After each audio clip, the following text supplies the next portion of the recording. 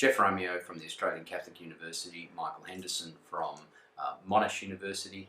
We are the editors of this book, and we're just going to say a few words about our motivation for writing the book, who we think the book is for, and some interesting things about the critical questions.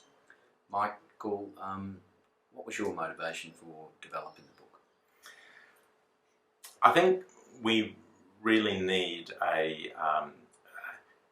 conversation around why technologies should be used. We often get the story about that we simply get told that they should be used, that they make an improvement to learning, to teaching.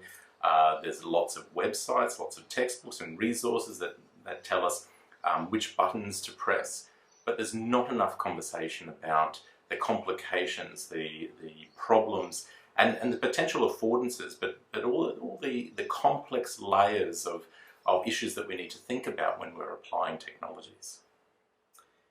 Yeah, I agree. I think there's too much focus on technology as a tool and not enough focus on the big issues and the critical questions, and getting people to really think about and reflect on why they use technology in the classroom.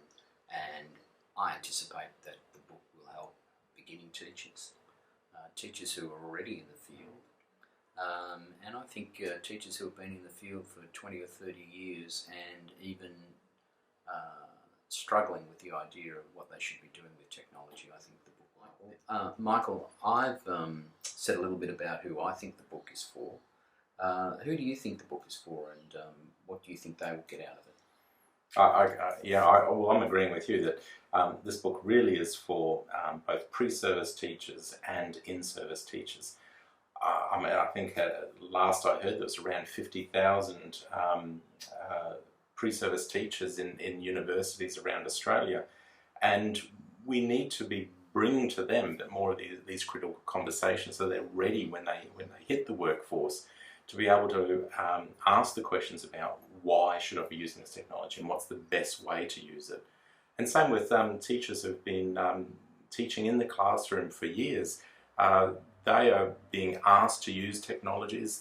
Technology is constantly changing, and there's a pressure on them, and they need to be able to have the right kinds of information, the right kinds of questions, so that they can make best choices for their own practice. And what about university lecturers and academics? Do you think they could make the book? How would they make it as part of their course? Is it that sort of book? Look, it's not a course in itself. I think it goes beyond a single unit or course or subject. That this book could be used right across the board in a lot of different subjects, because it is cross-curricular.